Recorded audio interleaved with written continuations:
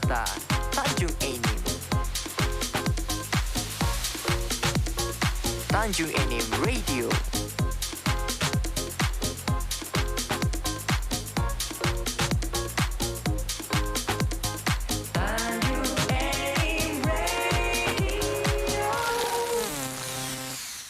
Baik, selamat sore para kancil untuk Anda yang baru bergabung bersama kami di acara Ngobrol Bareng Sore Seru Selasa 6 September 2022. Masih dari lantai 2 Gedung Serbaguna PTBA, kami hadir ke ruang dengar Anda di kesempatan kali ini. Para kancil, seperti yang saya sampaikan tadi, kita hari ini membahas tema tentang diare bersama Dr. Lia Riani, dokter fungsional Puskesmas Tanjung Enim, dan Haja Siti Musadah AM Keperawatan, PJ Program Diare Puskesmas Tanjung Enim. Seperti biasa, untuk Anda yang baru bergabung, Anda bisa live di www.tanjungenim.radio dan di Facebook Tanjung Enim Radio. Untuk Anda yang sudah like, terima kasih. Sampai jam 4 sore kebersamaan kita di sore hari ini bersama saya Reddy Smash dan juga rekan-rekan Anda di meja operator ada Tria, juga ada Pedia yang hari ini menemani Anda di program ini. Nah, para kancil, kita akan kembali mendengarkan kelanjutan dari informasi yang disampaikan oleh Ibu Dr. Lia Riani. Silakan dilanjutkan, Bu. Baik Pak, tadi untuk diare tanpa dehidrasi tadi baru kita bahas poin pertama ya, tentang memberi cairan lebih banyak dari biasanya. Yang harus diperhatikan juga adalah pemberian obat zinc. Biasanya kalau anak dengan diare itu kita akan berikan 10 butir zinc yang harus diminum berturut-turut sampai 10 hari. Jadi kalau misalnya pada hari ketiga atau hari keempat anaknya sudah selesai diare, zincnya harus tetap diteruskan, jangan langsung di stop. Jangan di stop ya. Poin yang ketiga, kemudian anak harus tetap diberi makan, jadi biar tidak terjadi kekurangan gizi selama fase sakit diarenya. Jadi makanan harus diberikan sesuai dengan umur anak, dengan menu yang sama pada waktu anak tersebut sehat. Kemudian tambahkan 1-2 sendok teh minyak sayur setiap porsi makannya, jadi biar lebih mudah ditelan oleh anak. Kemudian beri makanan yang kaya kalium, misalnya sari buah segar, pisang, atau air kelapa hijau. Kemudian berikan juga makanan lebih sering dari biasanya dengan porsi yang lebih kecil. Itu untuk menghindari kalau anaknya tiba-tiba nanti merasa mual karena kekenyangan. Jadi porsinya kecil tapi sesering mungkin. Sering mungkin. Kemudian kalau diarenya berhenti, berikan makanan yang sama dan makanan tambahan selama 2 minggu. Jadi pada anak yang diare itu kan cenderung ada penurunan berat badan. Nah, jadi kalau diarenya sudah selesai, keluhannya sudah mulai berkurang, maka makanan tambahan itu wajib diberikan juga agar peningkatan berat badannya lebih cepat tercapai. Makanan tambahannya seperti apa contohnya, Bu? Bisa dari makanan yang biasa. Kalau yang tadi kan kita memberikan porsinya kecil-kecil Pak ya. Nah ini boleh porsinya ditambah karena keluhan dan fungsi ususnya juga sudah mulai membaik. Nah kadang ibu dengan anak yang diare ini kalau datang ke puskesmas sering menanyakan kok anaknya tidak diberi antibiotik. Nah, untuk kasus yang dehidrasi, yang diare tanpa dehidrasi ini biasanya dokter tidak akan memberikan antibiotik karena belum diperlukan dan untuk mencegah resistensi pada anak. Jadi itu alasannya ya? Jadi takutnya nanti kalau tiap ada keluhan ringan kita kasih antibiotik, anaknya itu tidak akan mempan lagi pada saat dia memang sakit yang memerlukan pemberian antibiotik, badannya itu sudah kebal. Jadi dengan dosis antibiotik yang biasa dia tidak akan mempan, kumannya sudah resistensi dan tidak mati oleh antibiotik yang biasa diberikan. Selain itu nanti akan diberikan juga nasihat kepada ibu atau orang yang mengasuh anak tersebut. Jadi kalau ada keluhan misalnya berak cairnya menjadi lebih sering, terus muntahnya berulang, anak terlihat sangat haus jadi mau minum terus menerus, terus makan dan minumnya sangat sedikit, terus demam, atau di beraknya itu ada darah, atau keluhan yang tadi di awal diceritakan dengan petugas tidak membaik selama 3 hari, harus secepatnya kembali ke petugas puskesmas kayak gitu. Oke, Para Kance, mudah-mudahan apa yang baru saja disampaikan oleh Ibu Dokter Liariani ini bisa Anda pahami ya. Apalagi saya garis bawahi tadi ketika ibu-ibu berkunjung ke kesehatan, tim medis, dokter dan sebagainya, langsung meminta antibiotik. Ternyata ada pengaruhnya ketika tiap kunjungan dikasih antibiotik, tiap kunjungan dikasih antibiotik. Nanti pada saat yang dibutuhkan, si anak tersebut tidak mempan lagi dengan antibiotik ya, karena sudah terlalu kebal ya. Baik, selanjutnya kita bahas tentang lintas diare ini ya, bersama Ibu Hajah Siti Musadah ya. Berkaitan dengan diare biasanya dia oralit ya. Sebenarnya oralit itu apa sih Bu Hajah? Oralit itu untuk mengganti cairan. Iya. Karena kita diarenya kekurangan cairan, jadi untuk mengganti cairan itulah kita pakai oralit. Iya. Kemudian manfaatnya yang paling nyata nih ya, atau apa sih manfaat oralit itu? Manfaatnya untuk mengganti cairan Ganti itu. cairan tadi ya? Oleh karena kita diare itu banyak keluar cairan ya, ganti cairan. Yang pertama itu manfaat dari oralit. Ya. Kemudian kapan sih oralit itu diperlukan itu? Oralit itu diperlukan sebenarnya bila anak itu diare sampai anak berhenti diare. Sepanjang itu harus tetap diberikan Harus ya? tetap diberikan sesuai dengan umurnya yang tadi kan sudah diterangkan Baik oleh anak Bu maupun Dia dewasa tadi ya. ya. Terus kapan saja oralit itu harus diperlukan atau perlu untuk diberikan baik pada anak maupun dewasa nih? Diare itu diberikan oralit, ya. Oralit, ya. Oralit itu diberikan bila anak itu mulai diare langsung diberikan. Jangan tunggu langsung lah ya. Langsung diberikan. Jadi tapi sesuai dengan umurnya, takut juga kita kalau umurnya kurang dari 1 tahun kita berikan 1 gelas itu jangan Jadi porsinya harus Jadi kita sesuai umur. Kalau kurang dari 1 tahun tadi setengah gelas, segelas itu blimbing tadi ya, gelas yang 200 ml tadi, seperempat gelas sampai setengah gelas itu setiap diare. Kalau umur yang 1 sampai 4 tahun itu setengah gelas sampai 1 gelas, berarti dia itu sampai 200 cc. Untuk yang lebih 5 tahun itu 1 sampai 1,5 gelas. Itu oralit yang diberikan. Oh iya. Nah, selain oralit, apakah ada perlu yang lain Bu khusus untuk diare ini? Maksudnya tuh ada pilihan-pilihan lain selain oralit? Untuk cairan, ya. Kalau selain oralit itu biasanya kita kasih ke kuah sayur boleh, ya. Air biasa boleh, air teh boleh, air tajin juga boleh. Sari buah. Jadi ada unsur manis dan asinnya yang penting itu ya. Karena sebetulnya kalau kita membuat sendiri, seperti yang Bu Dokter sampaikan tadi, dengan takaran yang seujung teh, sendok teh dan satu sendok teh, gula. Itu kan ada unsur manis dan unsur itu asinnya ya. Kemudian bagaimana sih cara pemberian oralit yang baik menurut aturan kesehatan?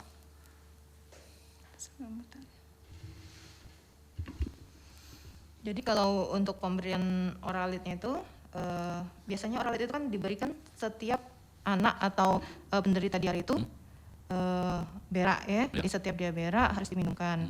Jadi seperti sudah disebutkan oleh Bu Musada tadi bahwa kita memberikannya itu tergantung dari usia. Jadi disesuaikan dengan usia anak tersebut. Kalau dari dewasa bisa sampai 12 biasanya. Porsinya lebih besar karena sesuai dengan ukuran tubuh. Semakin besar atau berat badannya, kebutuhan cairannya itu akan lebih banyak. Jadi kalau misalnya anak tadi yang di bawah 1 tahun bisa 50 sampai 100 ml, kalau dewasa bisa sampai 200 sampai 500 ml. Berapa kali lipat lagi ya? Oke. Ibu Dokter, Ibu Hajah, kita tahan dulu, jangan disambung lagi. Nanti kita akan lanjutkan setelah berikut. Para Kance tetap di Tanjung Ini Radio bersama saya Redismes sampai pukul 16 waktu Indonesia Barat.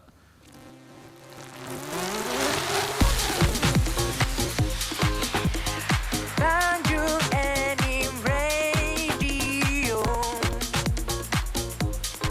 Tujuan wisata Tanjung Enim. Tanjung Enim Radio.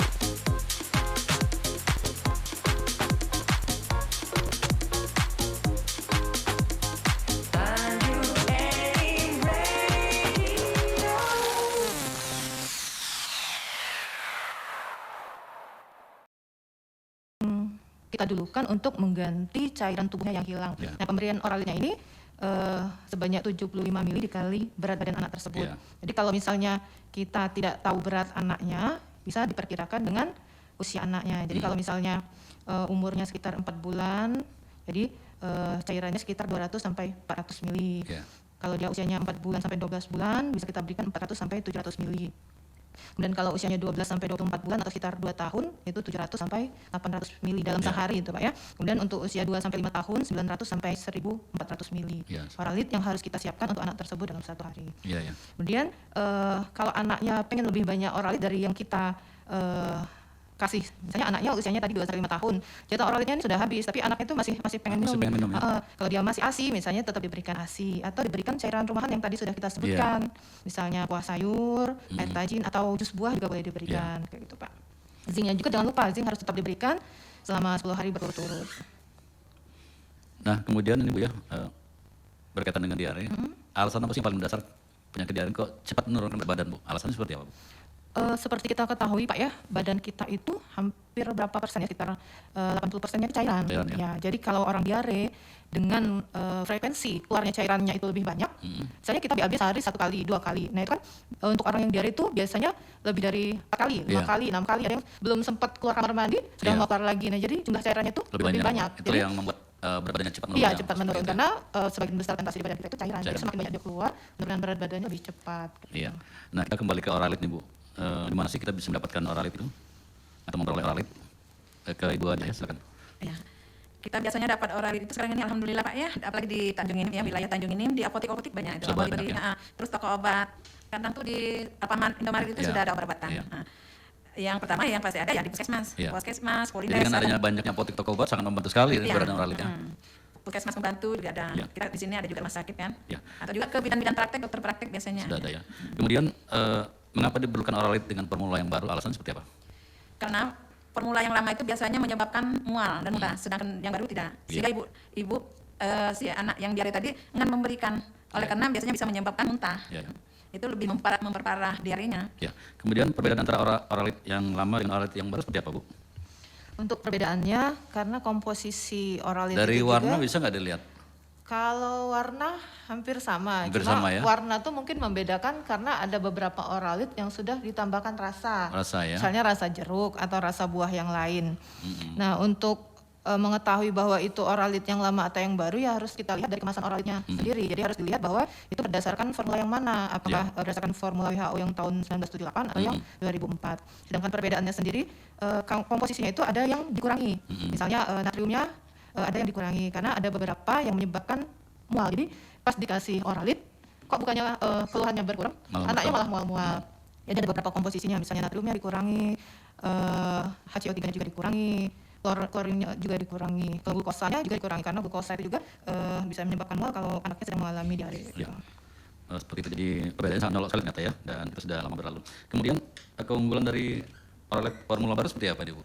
Kalau untuk keunggulannya dari hasil penelitian menunjukkan bahwa dengan penggunaan oralit formula baru ini volume tinja itu menjadi berkurang hingga 25% Pak. Iya. Kemudian yang seperti dibahas tadi bahwa mual muntahnya itu juga bisa berkurang sampai 30%. Iya. Juga mengurangi harus pemberian infus atau intravena. Jadi dengan pemberian oralit ini dia jatuh dari ringan sedang ke berat itu cenderung lebih berkurang dengan pemberian oralit yang sesuai, yang seperti yang sudah dianjurkan oleh petugas kayak gitu Pak. Iya. Nah, apa yang harus kita lakukan ketika kita masih menemukan formula oralit yang lama Bu? Kalau misalnya kita, misalnya dari Puskes atau Puskespolindes, atau misalnya memberi oralit, pas kita lihat, oh kok masih oralit lama, masih tetap boleh digunakan. Tapi kalau misalnya seperti dibahas tadi bahwa yang kita takutkan karena ada keluhan mual, tapi tidak semua orang yang mau minum oralit formula lama itu ada keluhan mual. Jadi kalau dia tidak ada mual setelah minum oralit formula lama itu ya tetap boleh diminum, selama belum lewat dari masa kadaluarsanya. Expirednya belum lewat ya, jadi masih ada batas toleransi seperti itu ya. Kemudian manfaat yang diperoleh pengobatan zinc pada anak yang terkena diare apa saja Bu? Kita kembali ke zinc ya. Jadi zinc itu diberikan selama 10 hari Pak ya. Iya, berturut-turut ya. Ya, berturut-turut. Jadi zinc itu diberikan karena berdasarkan dari penelitian WHO didapatkan bahwa zinc itu bisa mengurangi sebanyak 34% prevalensi atau angka kejadian diare. Kemudian selain untuk diare juga ternyata berdampak untuk kesehatan di saluran pernapasan Pak. Iya. Jadi bisa menurunkan insiden pneumonia sebesar 26%. Oh, iya. Juga diare yang biasanya dari akut bisa menjadi persisten itu bisa ditekan sebanyak 20%. Kemudian 20-24% ya. Terus kegagalan terapi dan yang sampai bisa menyebabkan kematian itu juga bisa ditekan menjadi 42%. Oke, Bu, Dokter, Bu Hanja jangan dilanjutkan dulu, kita akan jeda sebentar, nanti kita akan terus lagi di acara ngobrol. Para kancil tetap di Tanjung Enim Radio. Tanjung Enim Radio. Dari kota tujuan wisata Tanjung Enim. Tanjung Enim Radio.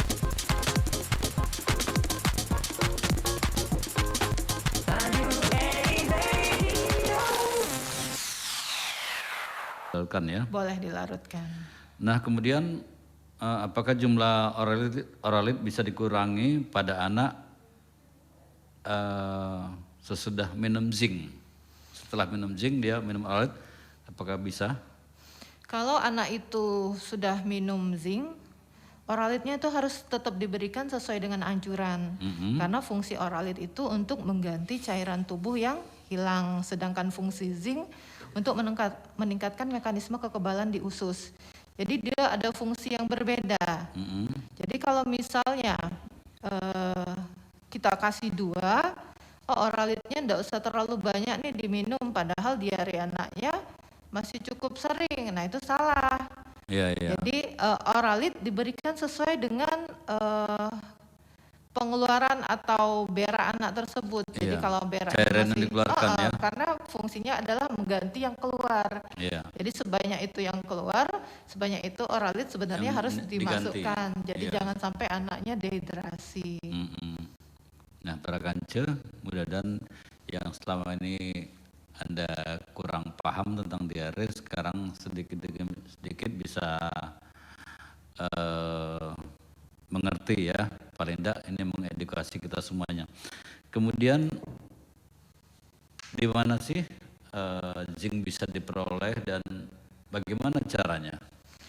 Seperti oralit tadi Pak ya, karena di Tanjung ini alhamdulillah sudah banyak kita temui toko obat, apotik, jejaring puskesmas juga sudah banyak. Jadi zinc itu bisa ditemukan di situ. Jadi sama seperti oralit ya, Oralit, sudah iya. banyak tersedia di berbagai tempat Iya, ya. benar. Kalaupun akhirnya mentok kita lari ke puskesmas berarti sudah siap ya. Iya. Oke. Dan sediaan zinc itu kalau di puskesmas sekarang kan kita punya yang tablet. Kalau di apotik biasanya ada yang sirupnya juga Pak. Yang Jadi sirup, ya. untuk anak-anak Jadi lebih praktis lebih lagi mudah, ya. iya. Iya, lebih mudah lagi. Zinc ini terdiri dari berapa macam bentuk, Bu? Kalau bentuk seperti saya singgung tadi Pak ya, ada yang tablet larut air, ada juga yang sudah dalam sediaan suspensi atau sirup. Nah yang untuk rasanya tadi yang sempat Bapak tanya ada warna berubah, warnanya iya. beda, itu dengan pemberian rasa tambahan karena sekarang sudah banyak produk oralit dan produk zinc itu dengan berbagai macam rasa, seperti rata-rata rasa buah-buahan yang disukai anak-anak, sehingga rasa kayak metal pada zinc itu juga nanti akan berkurang. Jadi anak tuh lebih suka meminumnya daripada dengan obat yang masih ada rasa metal aneh kayak rasa besi kayak gitu Pak. Iya.